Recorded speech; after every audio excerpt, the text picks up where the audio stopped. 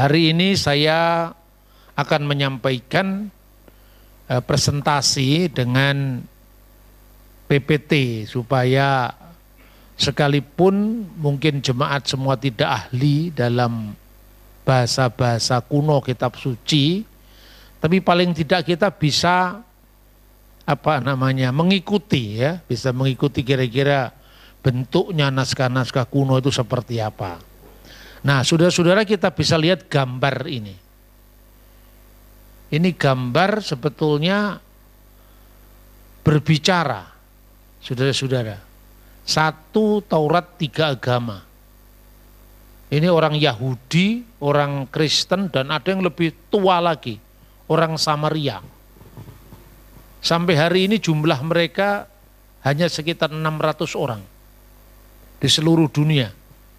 Dan mereka itu tinggal di wilayah otoritas Palestina namanya Nablus di Israel ya. Itu punya Taurat namanya Torah Somron, Taurat Samaria. Bahasanya bahasa Ibrani sama dengan Taurat Yahudi, sama dengan Perjanjian Lama Kristen, bahasanya bahasa Ibrani. Tapi mereka memiliki huruf yang lebih tua daripada huruf Ibrani yang sekarang kita miliki. Mengapa? Karena orang Samaria itu sudah memisahkan diri sejak orang-orang Yahudi pulang dari pembuangan di Babel. Tahun 539 sebelum Masehi. Jadi bayangkan 5 abad sebelum Masehi. Ketika orang Yahudi pulang dari pembuangan Babel, mereka huruf-hurufnya berkembang. Lah huruf-huruf itu yang disebut dengan huruf Ibrani atau Ketaf Asuri. Sementara orang Samaria itu Tauratnya masih mirip dengan huruf-huruf Ibrani dari zaman Raja Salomo. Jadi rumpun yang lebih tua lagi. Antara orang Samaria yang sudah berpisah Yahudi sejak abad 5 sebelum Masehi, dan nanti dari rumpun Yahudi itu muncul kekristenan abad pertama Masehi. Kristen sama Yahudi itu sudah berpisah sejak tahun 90 setelah Masehi. Pertanyaannya, kenapa Tauratnya masih sama? Artinya bahwa ini tidak mungkin terjadi pemalsuan Alkitab. Karena kitab yang satu khususnya Taurat itu diimani, dihayati, dilanjutkan oleh 3 agama. Yaitu orang Yahudi, orang Samaria, dan orang Kristen. Nah makanya gambar ini sebetulnya berbicara. Ini adalah gambarnya Paus Yohanes Paulus II. Ketika mengunjungi Israel tahun 2000. Lalu yang di sebelahnya itu adalah pemimpin tertinggi gereja ortodoks, Yunani, patriark namanya. Yang di sebelahnya lagi itu Rabi Yahudi, kepala Rabi Yahudi, membaca Alkitab yang sama. Pertanyaannya, bedanya di mana? Bedanya pada penafsiran. Maka tadi malam saya cerita, orang Yahudi menolak penafsiran misalnya Yesaya 53 digenapi dalam Yesus Kristus, mereka tidak percaya. Tapi Yesaya 53 tidak pernah berubah, Alkitab tidak pernah berubah, tafsirannya berbeda, kitabnya sama. Seperti Protestan sama Katolik, seperti Pentakosta dengan Katolik. Atau Protestan dengan non Protestan misalnya. Kan Alkitabnya satu, Lembaga Alkitab Indonesia. Tapi tafsirannya berbeda. Ada yang baptis selam, ada yang baptis percik, gitu. Ada yang ibadah hari Sabat seperti Advent, ada yang ibadah hari Minggu seperti gereja lain, tapi Alkitabnya kan masih sama. Ya seperti itu pula, jangankan antara Kristen dengan Kristen, Advent dengan Protestan, Katolik dengan Protestan, Katolik dengan Ortodok. Kristen sama Yahudi aja Alkitabnya masih sama. Bahwa ada varian-varian teks, itu ya wajar namanya naskah kuno. Seperti tadi malam saya ceritakan itu. Berapa lama dari Temanggung ke Tegal 3 jaman lah. 3 jaman itu kira-kira 3 jam maksudnya. Jaman itu di situ kan akhiran, kira-kira toh. Coba kalau kemudian kita 1000 tahun yang lalu Anda membaca 3 jaman, dikira zaman Jepang, zaman Belanda kan. Itu bahasa kuno itu biasa yang seperti itu. Nah lalu metode penulisan, cara penulisan yang berbeda, bentuk huruf yang berbeda. Tadi saya memberi contoh antara Kitab Asyuri, huruf-huruf setelah pembuangan Babel, dengan Kitab Ivri, huruf Ibrani sebelum pembuangan Babel. Itu kan mirip dengan cara menulis orang Indonesia Pancasila sebelum tahun 1974. TC, TJ, sekarang C gitu kan. Jaya, DJ, sekarang J. Kan mirip seperti itu. Apalagi sebuah aksara yang sudah berlangsung 4000 tahun coba. Dan itu terjaga dengan baik. Nah, kita lanjutkan. Inilah naskah Alkitab yang kita miliki sebelum tahun 1947. Ini bentuknya seperti ini. Naskah ini disebut sebagai naskah Masoretik. Dan cara penulisan ini naskah Masoretik itu di sebelah kanan kiri itu ada catatan itu maksudnya apa?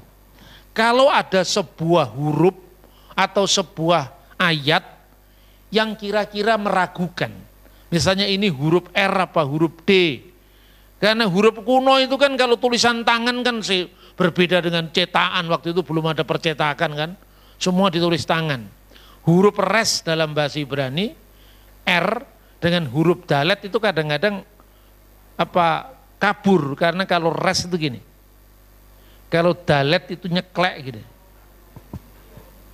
Nah makanya kadang-kadang ditulis ini bunyinya apa ini, hasaremot atau hasademot, tidak berani mengubah, tertulis tetap seperti ini, tapi kira-kira bacaannya ini. Misalnya kalau orang Indonesia ngomong proklamasi, tapi tertulis di situ, misalnya kakinya hilang satu, proklamasi misalnya. Loh, kan nggak ada kata proklamasi, ganti aja proklamasi, nggak berani. Ya kalau itu ternyata M, kalau ternyata N, itu dicatat selama lebih dari 1000 tahun, dan nanti ternyata ditemukan naskah yang lebih tua. Next. Nah, inilah naskah yang lebih tua itu disimpan di sini. Kalau kita pergi ke Israel, saya selalu mengajak mengunjungi namanya Museum Alkitab. Ini yang namanya Shrine of the Book. Bahasa Ibraninya Sefer itu kitab suci. Hekal HaSefer, Shrine of the Book. Ini isinya gulungan kitab Nabi Yesaya dari abad pertama sebelum Kristus. Ini naskahnya seperti ini. Ditulis di atas perkamen atau kulit binatang. Lalu antara kulit dengan kulit binatang itu disambung dengan jahitan, benang. Sampai benangnya dari abad pertama sebelum Masehi ditemukan, sisir rambut ditemukan, piring-piring makan dari keramik ditemukan. Semuanya disimpan di Museum Israel ini sampai hari ini. Nah, panjangnya naskah Nabi Yesaya yang ditemukan di sini itu 731 cm, lebarnya 31 cm. Anda bisa cross check antara naskah yang dari yang pertama tadi itu tahun 1000 setelah Masehi. Lah ini tahun 100 sebelum Masehi, jaraknya 1100 tahun. Kapan ini ditemukan? Ditemukan pada tahun 1947 di Lembah Qumran di Laut Mati, maka namanya The Dead Sea Scroll, naskah gulungan Laut Mati. Nah, next. Ini contohnya. Saudara-saudara, ini naskah dari tahun 1000 setelah Masehi. Ini naskah dari tahun 100 sebelum Masehi. Masih ada. Lah, saya katakan tadi seperti penulisan Pancasila dengan Pancasila tadi. sebelum 1974, setelah 1974. Kalau ini sebelum 1947 dan setelah 1947, kebalik 74 dengan 47. 74 itu ejaan Indonesia yang disempurnakan, 1947 itu penemuan naskah Laut Mati. Waktu itu belum ada tanda-tanda baca, A, I, U, E, belum ada. Itu zamannya Yesus itu belum ada tanda-tanda baca. Lalu pada abad ke-5 setelah Masehi, para rabi Yahudi menambahkan tanda-tanda baca untuk mempermudah orang awam untuk membaca kitab suci. Lalu ditambahkanlah ini yang naskah yang hasil pekerjaan kaum Masoretik untuk memudahkan tanda. Ini mirip dengan Al-Quran. Zamannya Muhammad juga belum ada. Fatkah, Kasroh, Doma itu juga belum ada. Maka setelah zamannya Muhammad baru ditambahkan. Sejarah huruf itu di mana-mana sama, saudara-saudara. Tapi ada bedanya di iman Kristen semuanya ada. Jadi artinya kalau terjadi perbedaan seperti tadi Hasarimot, Hasadimot, itu enggak berani menghapus. Ya kalau yang dihapus itu ternyata salah. Kalau ternyata benar, terus ditemukan penemuan kira-kira 1000 tahun sebelumnya, kan susah. Siapa yang berhak mengadili ini hurufnya keliru, ini tidak? Sejarah yang mengadili. Makanya naskah-naskah itu untuk perjanjian lama, perjanjian baru terpelihara. Ini loh. Kolom pertama, kolom kedua, kolom ketiga. Itu baris pertama itu bunyinya Bereshit bara Elohim. Baris kedua Et hasamayim ve et haaret. Artinya pada mulanya Allah menciptakan langit dan bumi. Perhatikan, baris ketiga ve haaret hayyetah tohu wabohu. Baris keempat ve hosek alfenetehom. Ve ruah Elohim, baris berikutnya merakefet alfene, baris berikutnya hamayim, dan seterusnya. Itu Kejadian pasal 1 ayat 1 sampai dengan 3. Bandingkan dengan yang ini. Bereshit baranya hilang karena apa? Karena naskahnya rusak. Sudah 2100 tahun yang lalu. Tapi yang lain-lain utuh. Elohim et hasamayim ve et saaret. Lalu baris kedua. Wirwah Elohim merakefet alfeni hamayim. Lah ini tulisan modernnya. Bayangkan sekarang. Maka saya bilang kepada jemaat-jemaat Kristen, sampean nggak bisa baca dulu nggak apa-apa, tetap bisa masuk surga. Tapi supaya pede kalau kitab suci kita itu terjaga, karena banyak orang mengatakan Alkitab itu palsu, tuh dituduh apa setiap tahun direvisi. Yang direvisi terjemahannya, bro. Terjemahan direvisi wajar lah, karena bahasa Indonesia itu kan bergeser, bukan teks aslinya yang bergeser, bukan teks aslinya yang berubah. Makanya sering saya kasih contoh nyanyian misalnya. Nyanyian-nyanyian rohani kita ini yang diproduk kira-kira zamannya Thomas Matulesi Patimura. Dipahami enggak sama orang Indonesia sekarang? Alkitab yang ditulis dalam bahasa Melayu oleh Lydekker tahun 1733. Dipahami enggak sekarang? Bahasanya sudah berubah. Jangankan zamannya Thomas Matulesi Patimura. Zamannya Bung Karno aja bahasanya udah berubah dengan sekarang. Itu contoh kalau dulu kita nyanyi di lagu rohani kita misalnya, selidiki nyatakan segala perkara. Perkara waktu itu artinya hal. Sekarang perkara artinya kasus. Benar tidak? Masa Tuhan suruh menyelidiki kasus? Lah kalau nggak diubah nyanyiannya kan kacau ini. Karena pemaknaan kata itu berbeda. Ya toh? Zaman dulu kan baptiskanlah in the name of the Father and the Son and the Holy Ghost. Lah Ghost itu artinya sekarang hantu. Sekarang Spirit ya, Holy Spirit, bener gak? Bahasa Inggris, bahasa Perancis, bahasa Indonesia itu mengalami pergeseran. Nah, tapi teks aslinya tetap Bereshit bara Elohim et hasamayim ve et saaret. Lalu diterjemahkan tahun 1960-an. Pada awal mula diciptakan Allah akan langit dan akan bumi, terjemahan lama.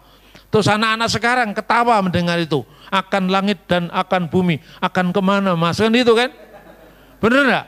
Maka bahasa sekarang pada mulanya Allah menciptakan langit dan bumi. Bahasa aslinya kan tetap sama.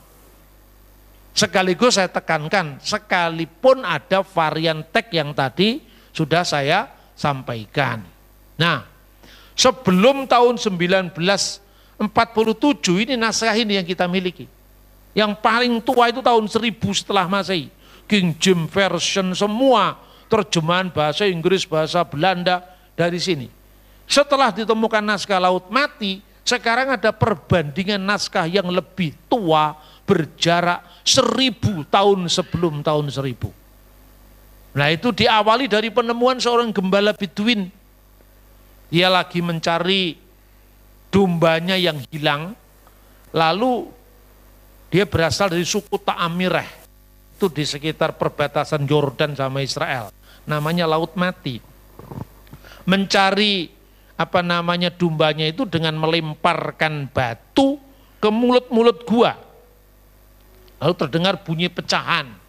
Nah bunyi pecahan itu ternyata pecahan tempayan. Lalu begitu dilihat dia lari ke mulut gua itu, ternyata isi dari pecahan tempayan tadi apa?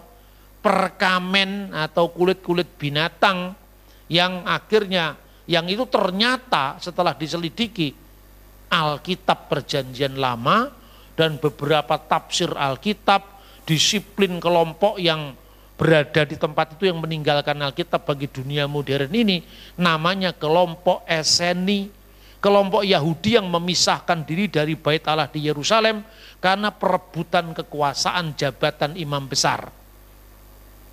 Nah, pahamnya orang Yahudi itu kan sekarang hanya Yahudi yang sekarang dikenal, ini Yahudi yang lebih tua daripada Yahudi sekarang, bahkan lebih tua daripada kekristenan kita. Ternyata Alkitabnya sama. Nah terus yang palsu itu yang mana? Itu kan asumsi namanya. Nuduh-nuduh tidak punya bukti sama sekali. Itu kan katanya, bukan faktanya. Ya kalau orang nuduh-nuduh kan katanya, bukan faktanya. Faktanya mana sekarang? Injil yang asli, yang asli mana? Kalau yang lain kamu anggap palsu, terus yang asli tunjukkan. Sudah tidak ada ya, berarti bohong. Itu tuduhan tidak beralasan. Lanjut. Nah ini contohnya tadi. Ini naskah Masoretik ini, saya kasih tanda ini ya. Sekalipun tidak bisa baca, belum bisa baca ya kecuali yang seminari atau sekolah Alkitab, tidak apa-apa. Ini loh. Vikal Hasyarimot at Nahal Kidron. Ini dari kitab Nabi Yeremia pasal 31 ayat 38 sampai dengan ayat 40. Terus itu ada huruf 40, ini ayat 40 maksudnya. Ada huruf K itu. Ki. Itu artinya kiri, bacaan yang diusulkan. Orang Arab menyebut kiroah kira-kira. Kiroah atau kiri atau bacaan yang diusulkan. Bukan hasadimot, bukan hasarimot, karena aslinya tertulis Hasarimot. Hasarimot itu tidak ada artinya. Karena miripnya huruf R dengan huruf D. Ini R. Ini D. Satunya nyeklek, satunya ndak. Maka dia tidak berani mengubah. Tidak berani mengubah. Oh itu Hasarimot gak ada kata itu. Kita ganti aja ndak. Tetap ditulis Hasarimot tapi bawahnya ditulis. Bacaan yang diusulkan Hasadimot artinya padang, tanah datar. Next. Nah setelah ditemukan naskah Laut Mati, orang tinggal membandingkan ini naskah Laut Mati yang tadi 731 cm tadi, ini saya korop seperti ini, saya potong seperti ini, supaya kita bisa melihat konteksnya. Misalnya dalam naskah Masoretik ya, Wajikra Aryeh Al-Misfeh Adoni.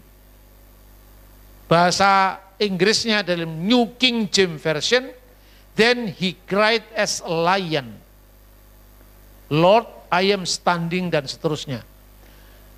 Dan dia berseru seperti seekor singa, Aryeh. Ternyata setelah ditemukan di naskah Qumran, wa yikra harroeh al-misfeh aduni, dan berserulah orang yang melihat itu di tempat peninjauanku ya Tuhan. King James, lion Aryeh. Perjanjian baru kita, orang yang melihat. Loh, apa? Kok jauh sekali singa dengan orang yang melihat?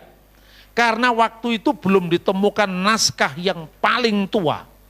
Makanya di situ terjadi seperti kata Hasarimot dan Hasadimot tadi. Ternyata ini yang di garis bawah di bawah itu. Ada seperti huruf yang kehapus itu bacaannya apa itu? Ini. Nah, kira-kira konteksnya untuk menggambarkan itu kerumunan manusia kan. Orang yang melihat itu penglihatan tentang masa nubuatnya Nabi Yesaya. Peninjau itu kan orang yang melihat. Kok tiba-tiba muncul singa di situ? Atau singa itu masuk dari mana tiba-tiba ada singa? Wong itu kelompoknya manusia kok ada singa. Tapi King James tidak berani mengubah. Zamannya King James kan naskah Laut Mati belum ditemukan. Ditulis, ini Aryeh memang artinya singa. Mau diterjemahkan apa lagi? Memang artinya singa Aryeh itu. Tapi karena King James itu jangan-jangan itu maknanya tidak seperti itu. Lalu ditambahi kata as a lion, as seperti. Karena lo itu ada manusia kok tiba-tiba ada singa. Dia berseru as a lion, seperti seekor singa. Makanya jangan bingung.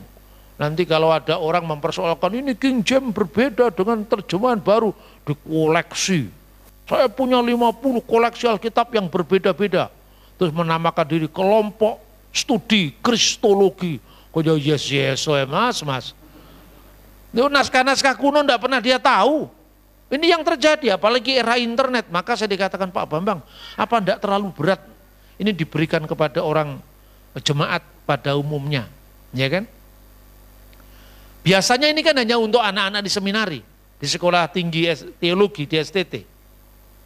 Terus saya bilang, loh, sudah sekolah STT, apa gelarnya sudah STH, tapi enggak diajarkan kepada umatnya. Umatnya bingung, dia enggak mengajar karena wis lali. Itu diajarkan, benar enggak? Akhirnya STH-nya bukan sarjana teologi ya, tapi sering tidak hadir. Benar tidak? Maka harus saya ajarkan. Kan gini loh, Tuhan Yesus itu kan kalau ngajarkan memakai metode perumpamaan. Untuk apa perumpamaan? Supaya bisa menjembatani antara zaman ribuan tahun yang lalu dengan zaman kita. Maka saya berikan contoh kemarin. Kenapa ini ada perbedaan semacam ini? Saya kasih contoh 2 zaman tadi atau 3 zaman tadi. Atau nyang pasar tuku kacang lanjaran. Nah seperti ini. Loh kok tiba-tiba ada singa?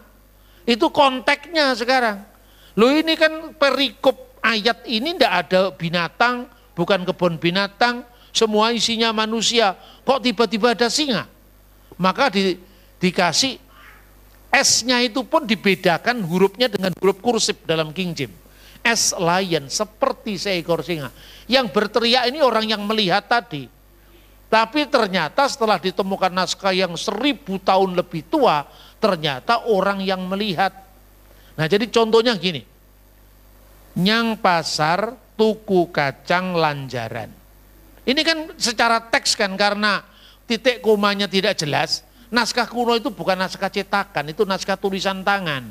Maka orang bisa membaca ke pasar, tuku kacang, beli kacang, lan di situ dan, karena ada jedanya, lanjaran dan jaran.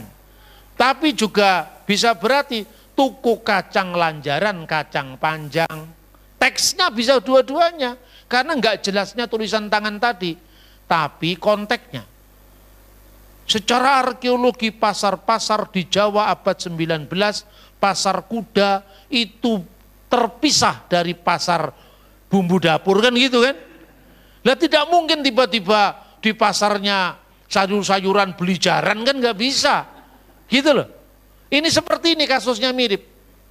Lion tadi, makanya terjemahan yang terbaru sudah tidak ada yang menyebutkan seperti singa. Karena itu, karena sudah ditemukan naskah yang lebih akurat dari naskah-naskah Laut Mati. Lanjut. Nah, orang Kristen itu jujur dalam soal kitab suci. Ya, ini contoh ini. Ini terbitan modern, ini yang biasanya dibaca di seminari, di sekolah tinggi teologi ini. Biasanya di sekolah-sekolah Alkitab orang selalu diajarkan ini. Beli Alkitab Perjanjian Lama Ibrani Indonesia ke Lembaga Alkitab Indonesia, sekarang masih diterbitkan. Harganya sekitar 500.000 itu, tapi itu Ibrani Indonesia, Ibrani Indonesia, Ibrani Indonesia. Tapi yang menarik, Ibraninya ini ada catatan-catatan di bawah ini. Nah ini. Ini Yesaya 21 ayat 9 sampai ayat 17. Nah perhatikan yang paling atas itu. Yesaya pasal 21, terus lalu ada ayat 8, ini loh. Lah ini. 8, lalu ini Ki itu Qumran tadi, Laut Mati. Terus ini tulisannya Haroeh, artinya orang yang melihat. Lalu yang atas tadi Aryeh. Dua-duanya tetap dipertahankan. Bukan berarti kalau, wah ini sudah ditemukan yang baru, yang lama kita hapus. Enggak. Di Kristen tidak ada tradisi pembakaran Alkitab.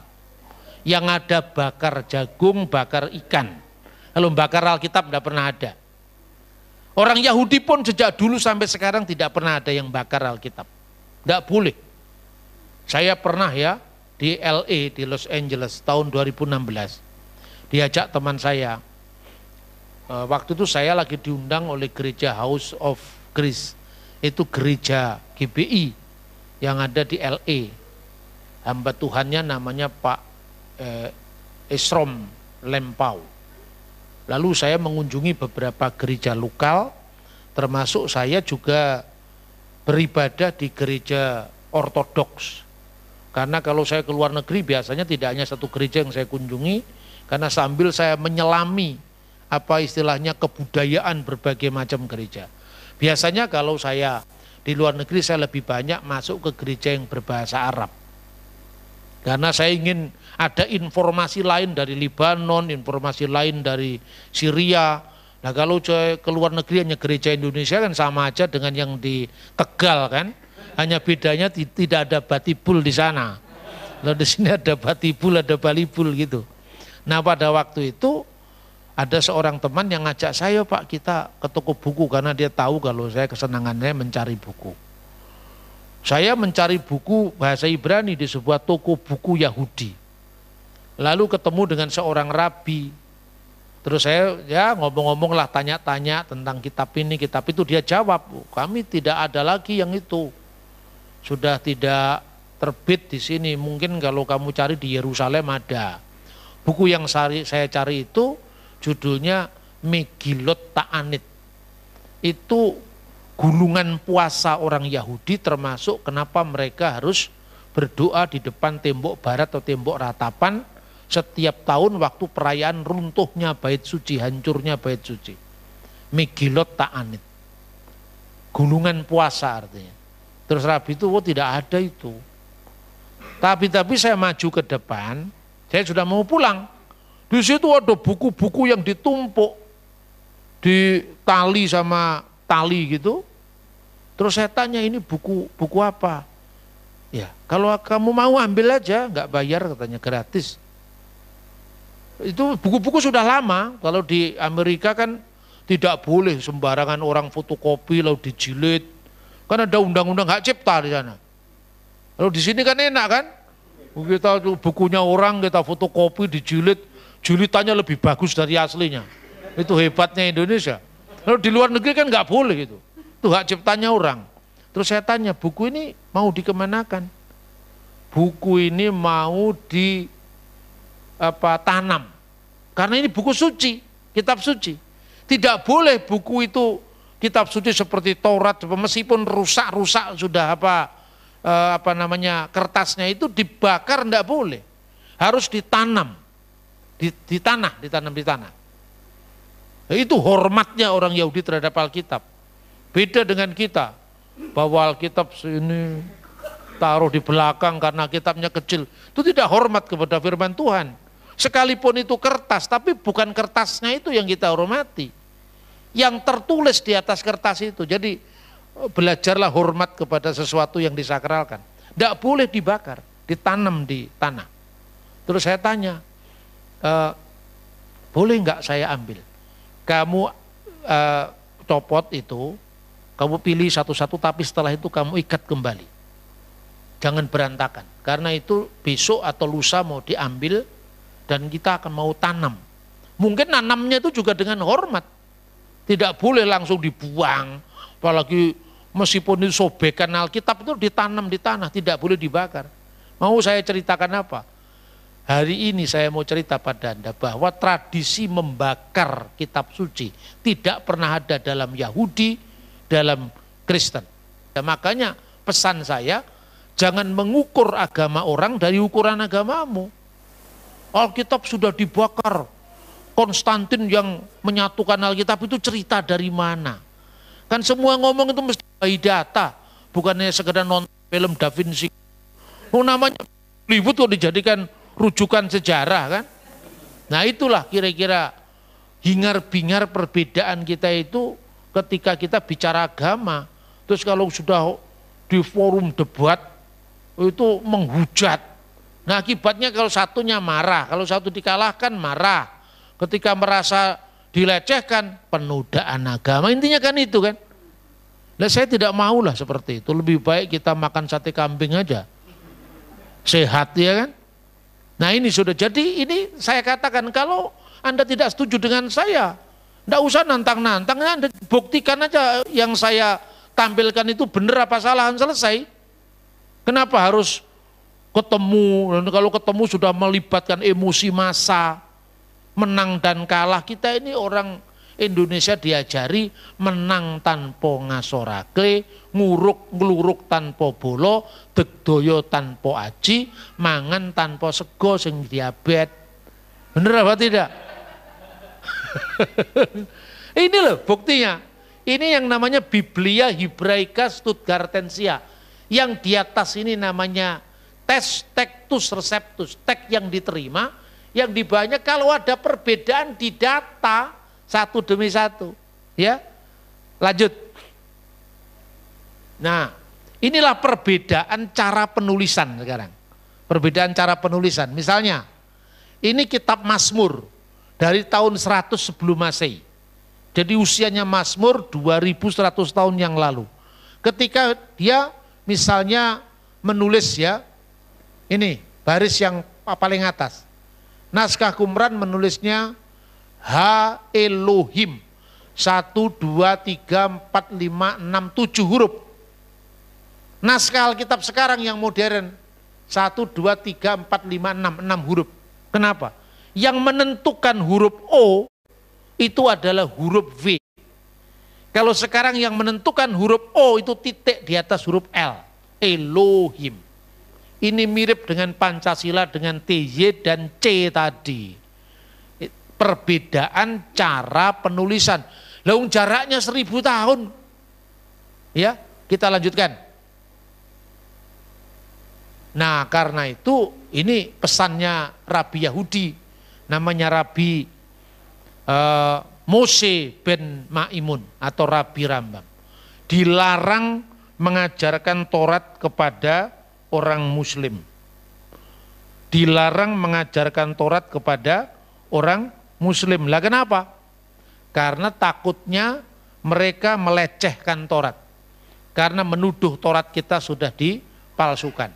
Tapi diperbolehkan mengajarkan Taurat kepada orang Kristen. Karena orang Kristen hanya tafsirannya yang keliru katanya. Di mata Yahudi, di mata kita Yahudi yang keliru kan itu kan? Artinya apa? Sekalipun orang Yahudi berbeda penafsiran dengan kita, tapi kitab sucinya sama. Tapi kalau di Islam, ya sudahlah, dia punya pandangan sendiri, kenapa harus dipaksa? Dia nganggap katanya Taurat itu turun dari surga, padahal Taurat nggak pernah turun dari surga. Iya toh?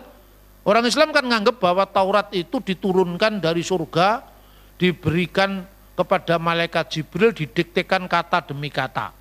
Itu pandangan Islam. Kita hormat pada pandangan orang lain. Kemudian mereka menemukan dalam Ulangan pasal 34 ayat 5, maka matilah Musa. Loh, katanya Taurat diturunkan kepada Nabi Musa. Lah kok Musa bisa menulis kematiannya sendiri? Ini bukti bahwa Taurat sudah dipalsukan, itu loh.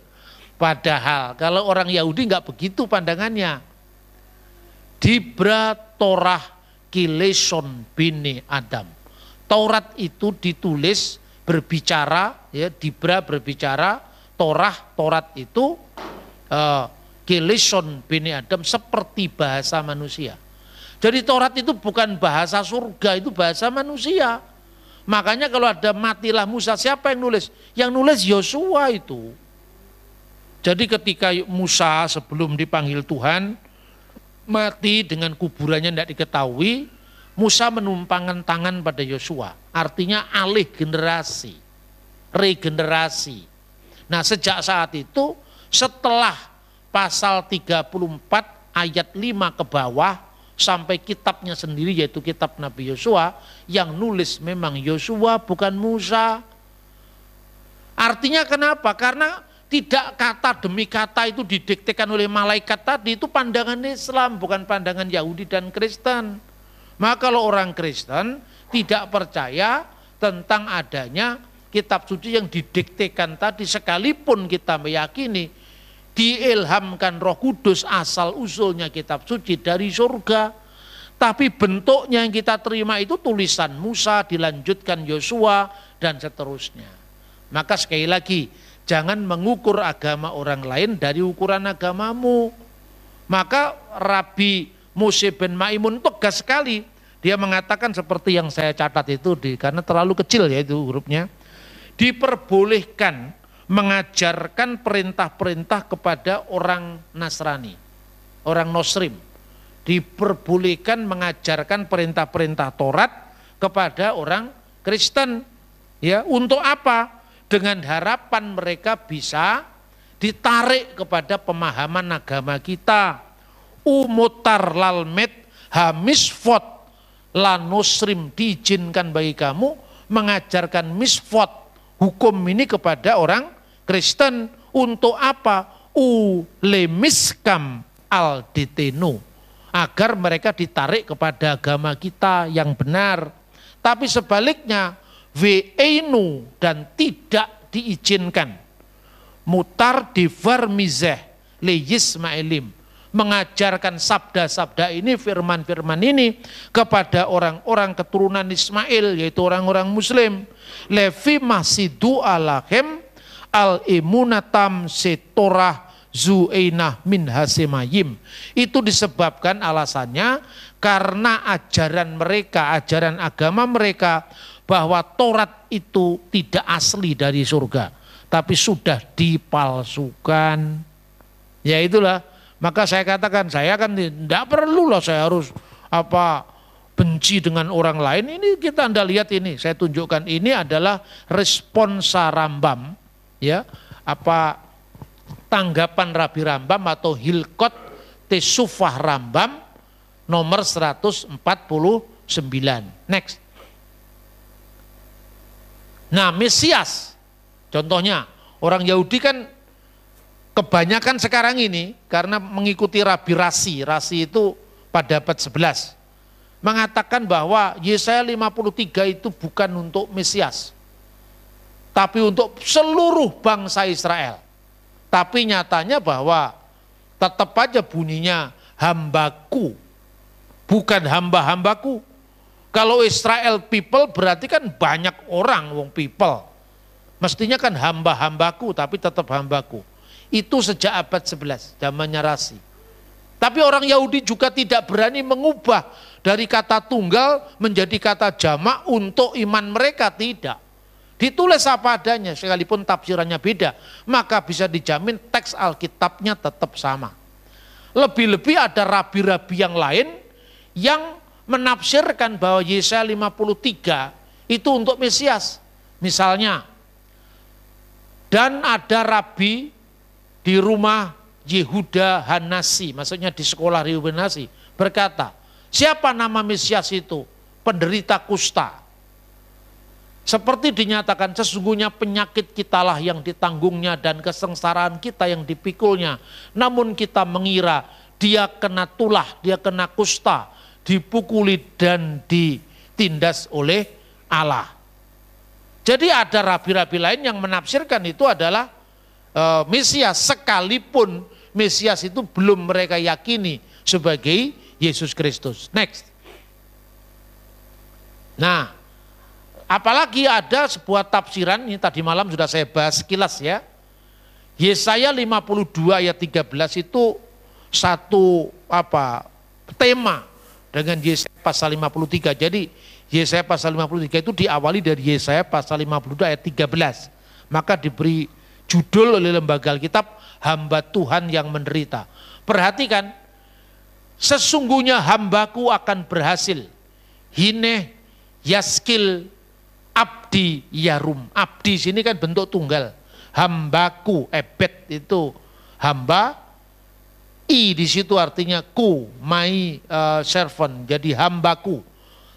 Nah, kemudian di dalam tafsiran Yahudi dari terjemahan yang mengandung tafsir itu namanya tarjamah tafsiriyah, tafsir yang mengandung interpretasi, namanya adalah Targum Yonatan. Itu Yahudi yang bikin loh, bukan Kristen loh. Terjemahan Alkitab dalam bahasa Aramaik, bahasa yang sama itu bahasa yang dipakai oleh Yesus Kristus. Jadi Yesus itu pada zamannya bahasa yang dipakai Ibrani, Yunani, Aramaik, Latin, itu bahasa yang dipakai zaman. Jadi jangan samakan Yesus dengan Ronggo Warsito, satu bahasa Jawa, lalu dengan sombong mengatakan Yesus itu kan orang Yahudi, kok Injilnya ditulis dalam bahasa Yunani? Salah paham lagi. Wong dari zaman Yesus itu bahasa Yunani juga dipakai. Kisah Rasul pasal 6 ayat 1. Anggota gereja di Yerusalem yang dipimpin oleh Rasul Yakobus, pernah terjadi pertikaian kecil. Antara siapa? Antara orang Yahudi yang berbahasa Yunani dan orang Ibrani. Jadi anggota jemaat Yerusalem itu ada dua kelompok. Orang Yahudi semua, satu Yahudi lokal di situ. Itu yang namanya orang Ibrani. Contohnya Petrus, Andreas, Matius, si pemungut cukai, Yohanes anak Zebedius, Yakobus anak Yesus, semua adalah orang Ibrani. Tapi Markus, Lukas, Stefanus, Barnabas itu orang Yahudi yang berbahasa Yunani. Karena asalnya dari Siprus, dari Alexandria. Maka Markus, Lukas itu menurut Hippolytus. Hippolytus itu seorang bapak gereja yang hidup dekat sekali dengan peristiwa. Hippolytus itu muridnya Irenaeus dari Lyon. Irenaeus muridnya Polikarpus, Polikarpus muridnya Rasul Yohanes. Jadi ini cicit rohaninya Rasul Yohanes, kira-kira seperti itu. Mengatakan apa? Mengatakan bahwa Markus dan Lukas termasuk 70 murid Yesus. Tentu dia mendengarnya dari gurunya. Gurunya namanya siapa? Irenaeus. Irenaeus mendengar dari gurunya lagi, namanya Polikarpus. Irenaeus menulis, masih kuingat dengan baik guruku itu pada masa tuanya. Dia duduk di antara kami dan kami mengelilinginya. Dia bercerita pengalamannya. Ini catatan sejarah ini. Bercerita pengalamannya.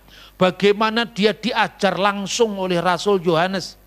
Dan bagaimana dia bertemu dengan rasul-rasul semasa para rasul masih hidup. Yang diceritakan kepada kami, kata Irenaeus, semuanya bersesuaian dengan Alkitab tentang perbuatan-perbuatan Yesus, sabda-sabda Yesus dan mujizat-mujizat yang dilakukannya.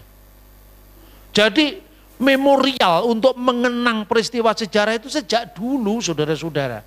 Bukan berarti setelah zaman perjanjian baru jelek langsung Martin Luther, itu enggak. Bukan, catatan sejarahnya masih ada itu. Nah sayangnya kenapa gereja modern tercabut dari akar sejarah. Makanya terjadi tafsir bebas, terjun bebas, terus ndak karu-karuan, bener nggak? Ketika saya diminta menyesuaikan dengan tradisi dari gereja JKI, saya tidak kaget. Saya lepas sepatu begini. Karena kalau di gereja ortodok itu harus lepas sepatu memang. Tapi kalau gereja lain nggak lepas sepatu ya saya tidak apa-apa. Karena itu adalah tradisi barat. Kalau tradisi di Timur Tengah memang begini. Seorang maju di depannya mezbah ketika abuna atau imam itu memberikan perjamuan suci, kurban, tubuh dan darah Kristus, itu harus lepas sepatu di depan. Jadi kira-kira gereja timur itu tradisinya diteruskan, imannya diteruskan. Ibarat makan nasi, nasinya tetap, piringnya tetap. Kalau gereja barat, nasinya tetap, piringnya diganti. Supaya lebih modern lagi. Kalau orang Cina diganti mangkok karena makannya mie, kira-kira. Itu enggak usah dipersoalkan yang begitu, tapi gereja itu saling memperkaya gitu saudara-saudara ya. Maka saya ketika menemukan sebuah kebudayaan kuno, bagi saya itu saya rayakan bersama. Oh kalau di Katolik begini, kalau di Ortodok begini, kalau di Protestan begini. Dan tidak bisa berdiri sendiri. Saya sering katakan, coba naskah Laut Mati ini. Itu ketika ditemukan sama orang-orang Arab itu, Muhammad Eldib sama teman-temannya, begitu dia lihat ada naskah kuno, berburu harta karun dia. Dipikirnya ada emasnya, ada hiasan-hiasan berharga, dicari. Terus ketika kelaparan, di tengah-tengah padang gurun kan, kulit-kulit binatang yang isinya kitab suci tadi dibakar, direbus, terus dimakan. Nah ketahuanlah sama ini Ordo Fransiskan yang berkarya di Tanah Suci sebelum berdirinya negara Israel ini. Dari gereja Katolik, wah ini jangan-jangan kitab suci kita dimakan sama beduin-beduin ini. Kita patungan di Eropa bikin gerakan patungan untuk membeli naskah itu per senti berapa dolar. Sampai akhirnya diselamatkan naskah itu seluruh Alkitab. Coba, kira-kira kalau gereja modern punya kepedulian enggak seperti itu? Yang diperdulikan kita bangun gedung bagus, ber-AC, ya toh, enggak peduli dengan naskah kuno. Lah kalau naskah kuno itu sampai hilang, kita enggak punya bukti sejarah. Gereja mudah dituduh kitabnya palsu, gereja mudah lecehkan oleh orang-orang lain yang kurang terpelajar itu. Tapi dengan cara ini kan sebetulnya gereja Katolik punya jasa yang luar biasa, ya kan? Anda kalau lihat Timur Tengah itu, mana ada di sana ada gereja-gereja Protestan, Pentakosta kan jarang sekali. Tapi ketika Anda datang ke Kana, ibadah untuk bukan pemberkatan nikah, rekomitmen pernikahan, itu ditandatangani sama pastornya, sertifikatnya telah dilakukan rekomitmen pernikahan dari si A dengan si B, jangan tapi bawa pasangan lain, istrinya ditinggal di Jakarta, jangan. Karena pernah terjadi itu. Saking orang polos itu sering dimanfaatkan orang ya. Maka sekarang kalau beli sertifikat yang ditandatangani oleh imam Katolik itu harus ada yang jamin, ini pendeta siapa yang bawa. Karena dulu pernah terjadi ada orang orang kaya. Istrinya ditinggal di Jakarta. Ikut satu grup ziarah ke Israel, bawa pasangan lain. Nah, kemudian di situ pendetanya kecolongan, tidak tahu kalau itu bukan istrinya. Rekomitmen pernikahan. Rekomitmen itu kan bukan pernikahan. Pernah nikah, ya, janji ulang kembali bahwa di tempat yang penting ini, di tempat Yesus melakukan mujizatnya, ya supaya doanya lebih kusuk lagi. Sudah dikasih itu tadi sertifikat, lalu ditandatangani sama pendeta yang melakukan rekomitmen nikah itu didoakan. Sampai di Jakarta dicatatkan di catatan sipil. Seolah-olah itu saya sudah menikah di Kana. Sudah, istrinya protes, ramai akhirnya. Loh ini bukan pengesahan pernikahan, tapi ya itu enggak ada di Tegal, itu cuma ada di tempat lain. Di Tegal baik-baik semua lah. Ya loh? Tapi artinya gini, gereja itu saling saling melengkapi, tidak bisa kita berdiri sendiri. Karena kita tidak punya sejarah kuno seperti gereja ortodoks, seperti gereja Katolik di Timur Tengah. Gereja Katolik itu telaten. Karena aslinya itu sebetulnya kan dari zaman Bizantium itu gereja-gereja ortodok. Cuman gereja ortodok kan sering kalah itu. Sering kalah karena negaranya akhirnya menjadi negara Islam. Akhirnya kan terbatas geraknya. Nah karena terbatas geraknya, Katolik yang geraknya bebas ke Timur Tengah. Gitu loh. Makanya kemudian gereja-gereja yang nggak terawat dia beli. Tapi kalau gereja Katolik membeli sebuah gereja, saudara-saudara, itu nggak dihancurkan, nggak boleh dihancurkan gereja yang lama. Anda lihat itu di Kapernaum, itu di rumahnya mertua Petrus itu aslinya. Itu arkeologinya menentukan bahwa batu-batu yang berwarna hitam, kehitaman, itu batu-batu dari abad pertama. Batu-batu yang berwarna kecoklatan, itu batu-batu yang berasal dari abad keempat, itu pasti zaman Bizantin, zamannya Yunani, zamannya gereja ortodoks Yunani. Lalu lapisan paling atas itu dari zaman abad 19-20. Loh kenapa kok ada lapisan-lapisan Pak?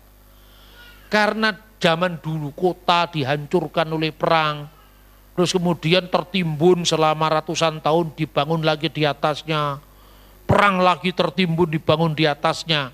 Jadi kira-kira Yerusalem di zaman Yesus itu 7 meter ke bawah Yerusalem sekarang. Atau bahkan 9 meter dari Yerusalem sekarang. Makanya ketika dia lihat ini penemuan dari abad pertama, itu lapisannya disendirikan, terus di atasnya dibuat lagi, dibuat seperti penyangga gitu, tiang penyangga ini dari abad keempat, baru yang di atasnya dibangun ini, tiang penyangga, keliling, lalu dibangun gereja modern.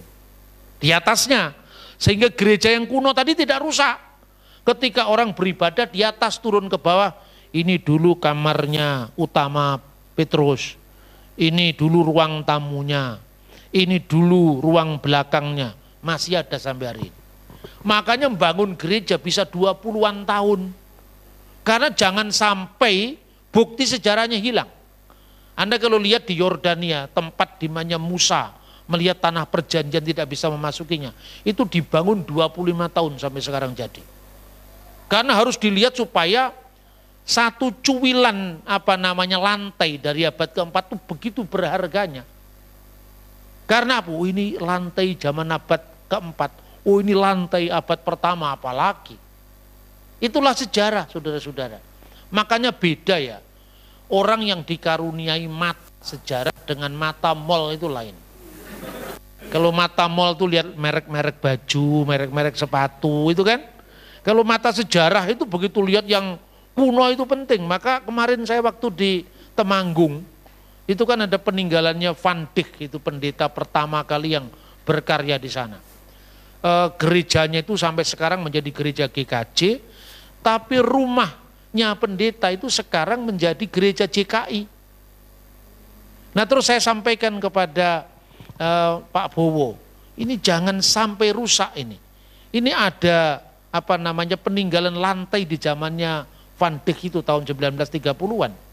Nanti kalau suatu saat ada berkat itu dipugar, ini keramik dari tahun 1930-an jangan dihancurkan. Kalau perlu itu dikasih tempat khusus, lah nanti kemudian dituliskan sejarahnya. Ini dulu adalah pastori dari pendeta Van Dijk yang pertama kali membawa Injil. Percaya nanti banyak orang barat yang datang ke situ. Pertama itu kita melestarikan sejarah, mengajarkan sejarah, dan yang ketiga bisa jadi aset wisata rohani. Paham nggak yang saya maksud? Dari situlah gereja membiayai arkeologi Timur Tengah. Karena tidak semua umat kita paham pentingnya sejarah. Mereka lebih penting kalau beli AC yang bagus ketimbang sejarah. Tapi ya tidak salah, karena kalau ada AC-nya kan lebih sejuk kan. Cuman yang lama jangan ditinggalkan. Ini satu contoh. Penemuan sejarah yang luar biasa. Bayangkan 2000 tahun usia kitab suci. Terus ini kan sebetulnya membuat berantakan orang-orang yang anti Alkitab itu. Yang kerjanya ngurusi orang lain aja. usil agama orang lain aja, sampai nggak sempat belajar agamanya sendiri. Bener nggak? Kalau sudah mu'alaf itu move on, nggak usah yang ingat yang lama-lama. Ya toh? Kristen pun juga demikian, kalau sudah menjadi Kristen, nggak usah lagi ungkit-ungkit yang lama. Biarlah pecut di sebelah nih, kebacut di kapak nih lah. Plemben yo plemben, roti yo roti, biyen yo biyen, saiki yo saiki. Dunia ini menjadi damai kalau begitu. Ya, saya lanjutkan kurang sedikit lagi. Jadi diartikan apa? Sesungguhnya hambaku akan berhasil, diartikan sesungguhnya hambaku Mesias akan berhasil. Jadi Targum Yonatan ini bukan monopoli tafsir Kristen. Lanjut. Sudah selesai berarti. Oke, saya kira itu ya.